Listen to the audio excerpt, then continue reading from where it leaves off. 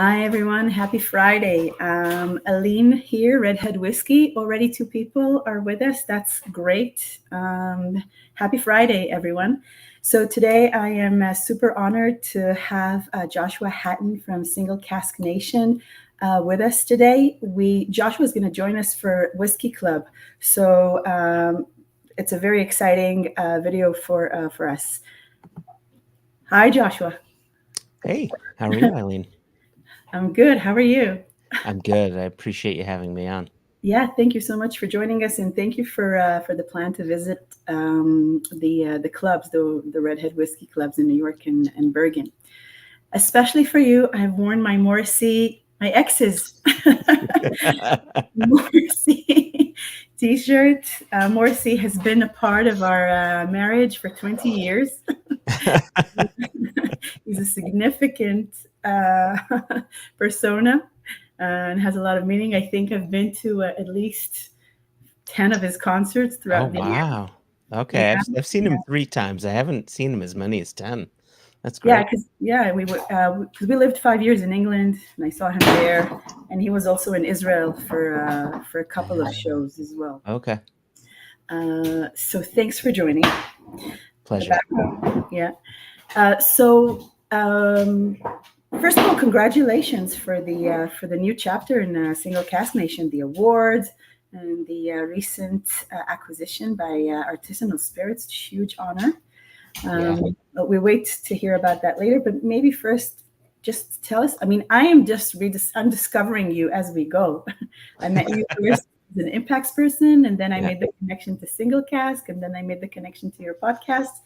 So tell us, who are you, Joshua Morrissey Hatton? Could I pour myself some whiskey first before Oh, I yeah, let's You've got pour. whiskey, right? You I have to have have this some for Laddie me. single cask that I got from Yori, who also uh, shared the Ben Nevis 20 Single Cask Nation bottle. Oh, That man, was I phenomenal. yeah, really happy with that one. I was Um, so sweet on a second refill. So nice. that's Ben Nevis from the 90s. They just were producing their spirit in a certain way. It was much Ben Nevis in general is lovely spirit, but that 90s Ben Nevis seems to have a sweeter profile to it. So, Beautiful. yeah. Beautiful. I think we finished So, like a bottle in a oh, you finished it already? well, we shared a bottle and then he took it with him. So, and that's it. Okay. Yeah. So cheers. Thanks for joining. Cheers. What are Thanks you for having? having me. So this bottling will never see the light of day. I don't know if you could see it there. So we bottled a 14-year-old Glen Grant from it's a first fill American oak sherry hogshead, 14 years of age. And we did this when we joined Artisanal Spirits Company, Mm. and this was sort of a celebration of joining that family. So we were in Edinburgh in January, and we bottled this as a surprise for everybody within the company, and everybody got to go home with a bottle. So this will never see the light of day. This is just for sort of an employee's bottling, and I've done all this damage myself, and I'm not a huge drink, despite what my wall looks like. I'm not a huge drinker. Um, I love it. It's a really special one to me. So slange. Oh, Yeah, l'chaim. Slanja. I have a Cheers. friend who says Slanja Tov, which I really Slange like. tov. That's Slanja good. Tov. I'm gonna adopt that. Slange tov. So, okay. So, what was your question? I meant to explain who I am and what I do.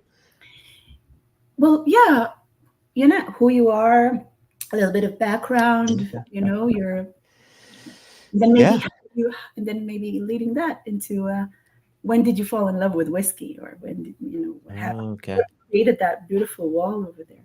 Yeah. Well, maybe we'll start there because I think that there is a bit of an origin story there, which is directly connected to my my star here. Around 18 years ago or so, my wife and I had recently joined our local shul, our local synagogue, and we were just testing it out, see if we liked it. And after the Kabbalat Shabbat services, we went to the social hall, and there was a guy at a table, and he had 5 bottles of whiskey in front of him. And I said, "Oh, I think I'm kind of interested in trying this whiskey out," because I wasn't a drinker. For Mhm. years, I didn't touch anything. Nothing at all. Nothing at all. Nothing at all. No, I grew up in the punk and hardcore scenes. I was a straight edge kid. I was against all substances. I just didn't it Wow. wasn't my jam. Mhm. Um, anyway, so I saw this guy, and he's got all these bottles, and I said, "Oh, that's interesting." And so I went over there, and I said, "Yeah, never really had whiskey before. What should I try?" And he had said, "Well, do you like sweet? Do you like spicy? Do you like smoky?" And I said, "Hold on a second. I didn't even know a drink could be smoky. That sounds interesting to me. Can I get a pour of that?" And so he had poured me Lagavulin 16, That's a and good opener. opener, right? This is my gateway whiskey here. Yeah. And he poured it for me, and what I really liked about it, this is gonna sound silly, but it's the God's honest truth. When I smelled it and tasted it, I fell in love not because of the spirit was what the spirit was. I fell in love because it reminded me of going camping with my dad. All those campfire smells and the autumnal and the sweetness in there, just so many memories wrapped up in that. And I realized, again, coming from the perspective of someone who was not a drinker, to say this is a drink that isn't, its purpose isn't to get you from point A to point B. Of course it can do that, and it does it really well, but it can take you to point C, which is to fond memories. And that's what I really liked. And so I have a very obsessive personality. Once I'm fascinated by something, I just go down that rabbit hole, and I keep digging and digging and digging and digging and digging. And I fell in love with it. And in those early days, I was just trying to discover more. Mm. And this was in 2007, 2008, somewhere around that time frame. And I discovered some blogs, and one of the blogs that I discovered was called whiskeyhost.com. It's no longer around. Yeah. But that was my business partner Jason's blog. Oh, okay. Making And more puzzle pieces. yeah, right? Oh, Things are starting to okay. fit together. Everything's And what I liked was, he had these tasting notes that I connected with. You'd read the tasting notes while you're smelling the whiskey and tasting the whiskey, and you say, "Okay, I can sense these things. That's Mhm. cool." But they were so concise and straight to the point. It really helped me on my early journey. And no one was really doing whiskey blogs at the time. At least in those early days, there were very few. Mhm. And so I thought, well, why not? Why don't I start my own whiskey blog? And so I started this blog. At the time, it was called Jewish Single Malt Whiskey Society.com, which just Oh, rolls off the tongue. And then it became Jew Malt, just to tighten it up a little bit. And that's still around, but I haven't I have put not seen anything up that in there. my Oh, you Google. should check it out. I did some fun. My notes would be accompanied by pictures too, and I tried to make it fun as well. I So knew there'd be a blog somewhere. I was like, there's a podcast, there's a yeah, YouTube. There has to be a blog somewhere. yeah, yeah, and so I started the blog, but I didn't have this, right? I just had a bottle or two that I bought, Mhm. and I reached out to Jason on Twitter back before Twitter was sort of the thing that it is now, and we just really hit it off, and um, we started sharing samples back and forth. And so if I needed a whiskey, he'd give me a sample if he needed one, and we found that 1,500, 2,000 people a day were visiting our blogs, because there just weren't a lot out there. It's very impressive. And yeah, and and I got this idea that we should start an independent bottling company. And so I called him on Thanksgiving Day, What year? not knowing what the day was. I wasn't even thinking. And I said, "Hey, what are you doing?" And he said, I'm enjoying Thanksgiving with my family. What are you doing?" and, I apologized, and I said, "Look, I've got this idea to start an independent bottling company." It was simple, right? If all of these people were coming to our blogs to make a buying decision on someone else's whiskey, wouldn't it be nice if we could make a business out of the whiskeys that we fell in love with and we bottled? And that's how the company really started. It's all What year wrapped was up that, in Joshua? that was oh yeah. So we had that conversation in 2010. We incorporated in 2011, May 11, 2011, to be specific. And then Mhm. February 8, 2012, we launched the website and started, bringing customers on and bottling whiskey and selling whiskey. And at that time, we'd bottled 3 casks. And our first 3 casks were a Kilhoman. Kilhoman sells to no one. An Aaron and a Peated Ben Riach. Oh, And Emma. yeah, Oh, Benriach. Wow. Peter yeah. Benriach, yeah. Peated Ben Riach at that, yeah. And here we are, fast forward to 2024, and we're looking at bottling over 80 casks this year alone. So it's been a good trajectory for us. How was the beginning? Like, did you just post it and people, you know, 3 casks that's a lot. That's a It's a lot, but there was 3 casks from 3 distilleries that no one knew about. No one knew who Kilhoman was at the time. No one knew who Aaron was at the time. No one knew Ben Riach. that's even Most harder to sell, no? Because it's not a Macallan, where Wh But on top of that, not only did they not know the distilleries, they didn't know what an independent bottler was. So you had to convince people that were bottling whiskey, good whiskey from a distillery they never heard of, and then furthermore, you had to convince them that this distillery that they never heard of is going to give up some of their good whiskey to an independent bottler that they've never heard of, and heck, they've never even heard of independent bottling. So it was, that saying, it's like pushing water uphill. It wasn't easy. it wasn't easy. It wasn't easy, and it took us almost 2 years to sell out Mm. those bottlings. The Kilhoman took 22 months to sell out, and if we sold that today, it'd be gone in 2 minutes. So it's a different world for sure. It takes a lot of work to build a brand. It's, It yeah, but does, yeah. it's a very strong brand now, though. So it's a good. So you've layered in the bricks right.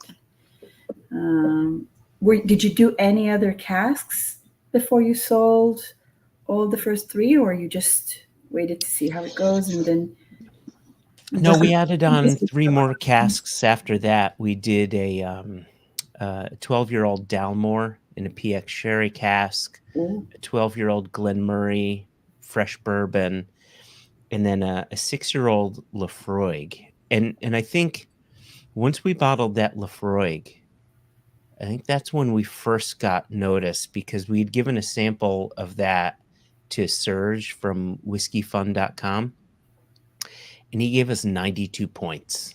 And he doesn't really give points in the 90s unless it's something he thinks is really special.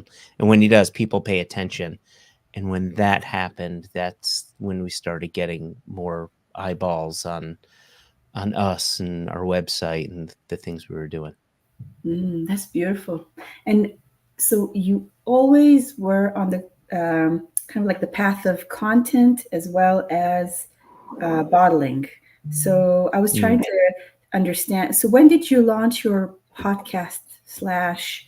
Because it's the eighth season now. I was trying to go back. It's in the 8th season, so I guess that's got to be 2016 is when we launched it then, The right? podcast. Yeah, and it's a phenomenal one. I'm so glad I discovered it as well. I think I found it through Twitter, And so can you tell us a little bit about the podcast? Yeah, it And why really move from the written format into um, that's a good well, it's a good question with an easy answer.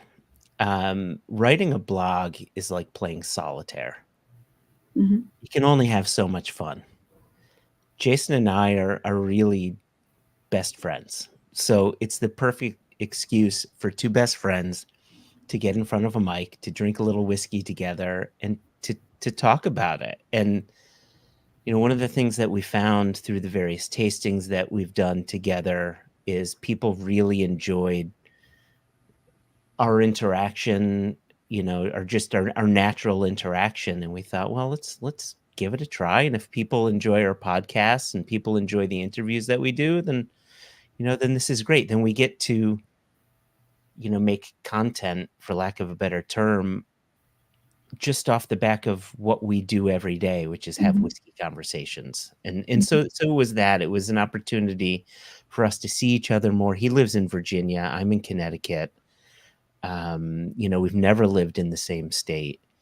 And so it gave us an opportunity to see one another a little more and together have, you know, whiskey conversations with people we really looked up to in the industry.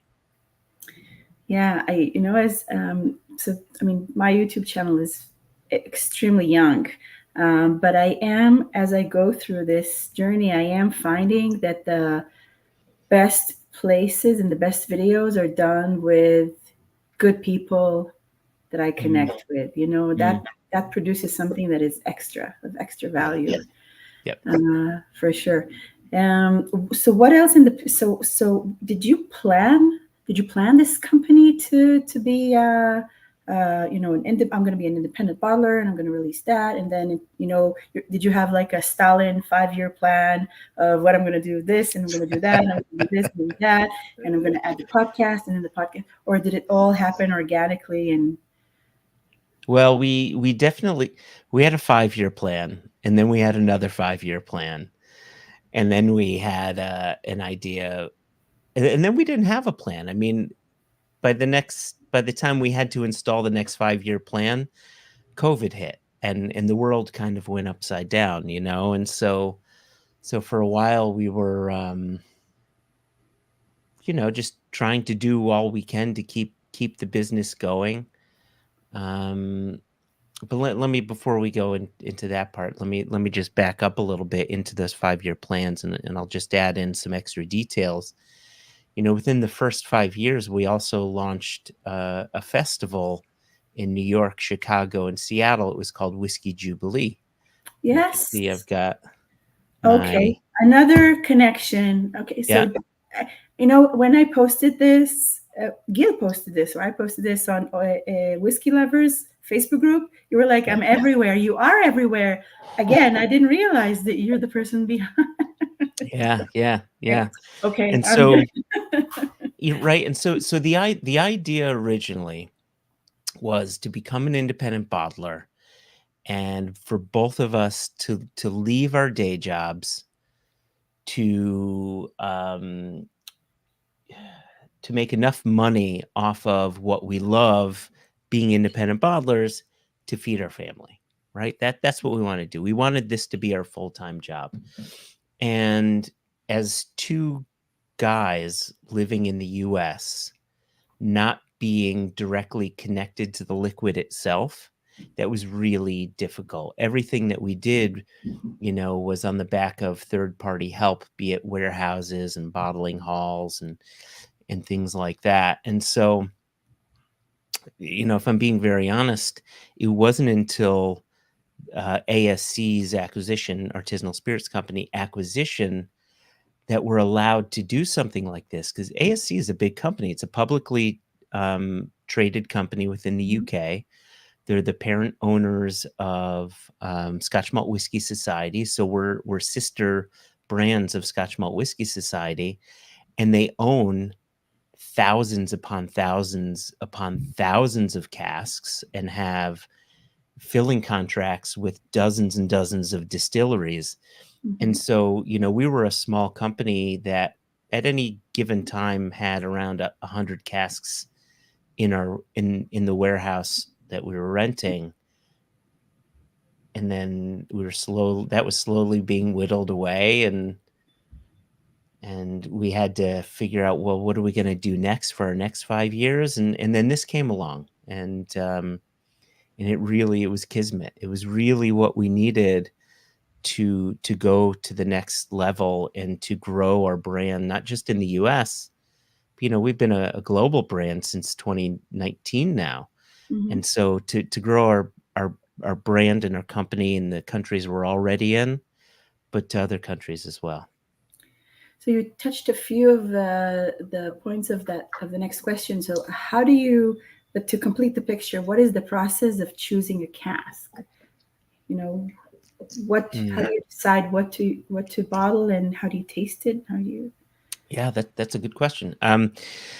So we don't bottle anything unless we taste it first. And until we were with Artisanal Spirits Company, we didn't buy anything until we tasted it first. Until 2019, then our company grew to a point where we had to buy in bulk, bring it into our warehouse, taste it as it came in, and then make a decision as to whether that whiskey can be bottled now, if it needed more time in a cask, if it needed to be transferred into another cask to give it more life, or maybe add on other flavors, right? Like going from a bourbon cask to a sherry cask or something like that. Mhm. Now that we're part of Artisanal, I mean, we can still purchase casks from any distilleries that we want. We remain, completely in charge of our destiny.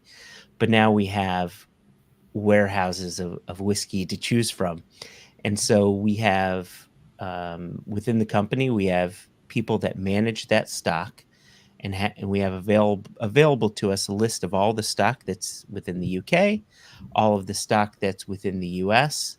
And Wow. what we've done this year is we've taken a look at our existing markets and how to build out what our 2024 looks like.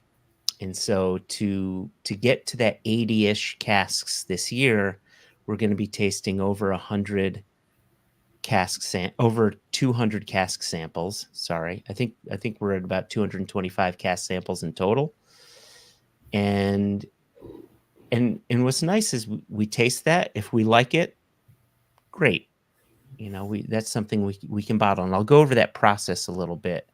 If we don't like it, then what's nice is internally we have a system where we say why we didn't like it, what we think should be done with it, and again, should it be re-racked, should it be stay in cask for a bit longer, or what have you. And this way there's always notes for every single cask we've tasted as to whether have we tasted it, do we like it, should it be re-racked, should more age, should we just wait for it to be older, etc.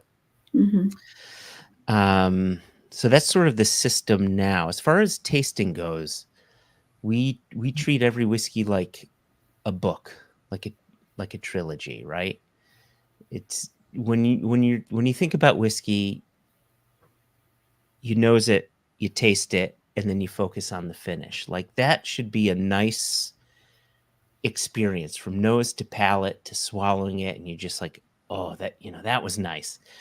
And so it should be like a good book, right? Like if you're reading Lord of the Rings and Boba Fett comes down in the Millennium Falcon, something's wrong, right? Similarly, if you smell a whiskey and you say, "Oh, that's great," and then you sip it and it tastes nothing like the nose smelled, or if it's giving you something that you didn't expect and you don't like it, then that's that mistold story. That's Boba Fett coming down in the Millennium Falcon in the Shire, right? None of that makes sense. We don't like this. So from nose to palate to finish, it has to make sense to us. It has to make sense from we bottle drinkers. We're not going to be the like you saw it. You just bought, or your friend bought, 20-year-old Ben Nevis at $150 a bottle. Right? That's our aim, to bottle drinkers. You bought three of them together, but yeah, you right? like it so much. Yeah. Right? And so that's the thing. So is it a pleasurable experience enjoying it, sharing it? Um, is it going to destroy your wallet? Um, and then the other thing, this is something that we pay attention to quite a lot. As independent bottlers, we're bottling from a multitude of distilleries and a number of different whiskey styles, Scotch single malt, bourbon, rye, mezcal, single malt from Israel, Wales, etc. So we don't have a flavor profile to say this is this is us, but what we do is we focus on texture.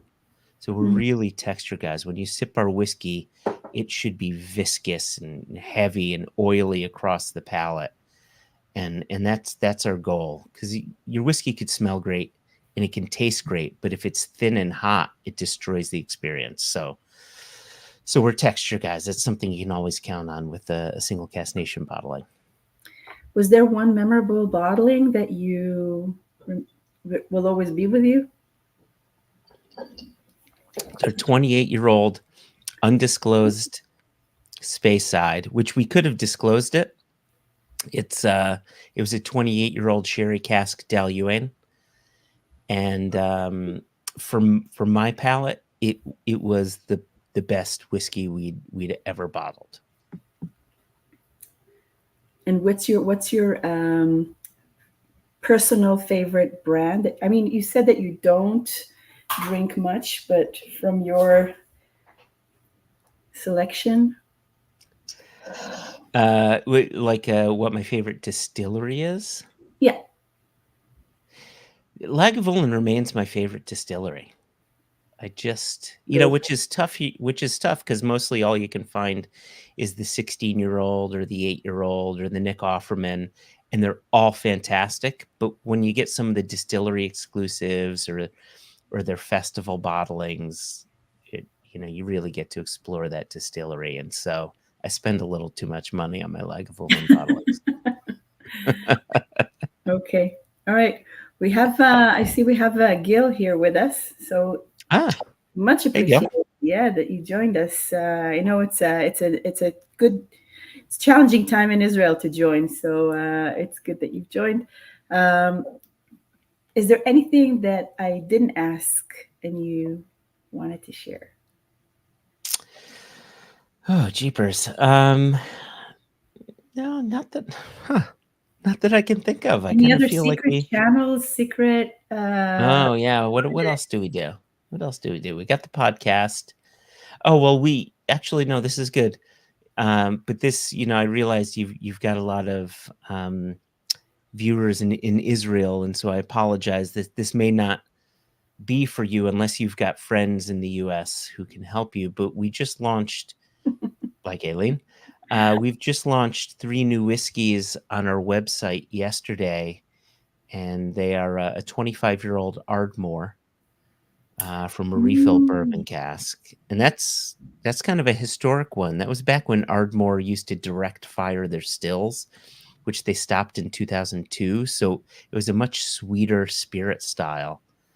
So kind of a historic bottling there for that distillery.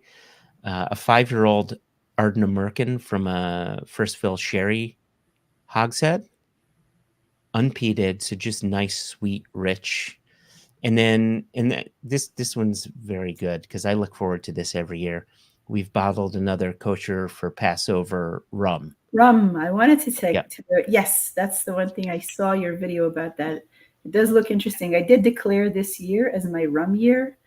I want Okay. to dive into rum and explore it Yeah. further. So I'm very curious about that. Mm-hmm. Also, the your Foursquare edition looks interesting as well. Yep.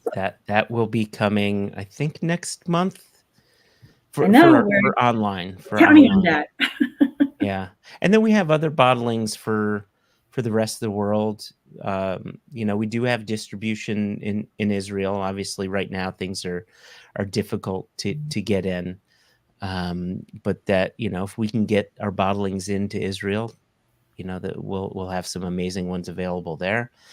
Yeah, I'm excited. We're going to be bottling whiskey from distilleries we hadn't bottled from before. Now with this partnership with Artisanal Spirits Company, so it's very exciting for us. Yeah, I'm looking forward to that chapter as a viewer. So to see what sort of flavors we're going to get. Joshua, thank you so much. It's a Friday, and in Israel they're having. Wait, Gil just said something before we leave. Joshua, we have a Single Cask Nation importer. Yeah. Okay. So he knows. All right. Knows Eves, right? So that's You're the name. importer. Okay. Yeah, we put everything that we do for our UK, Europe, and Asian markets. We always offer to Israel. So So if it's that on can you. come in, yeah.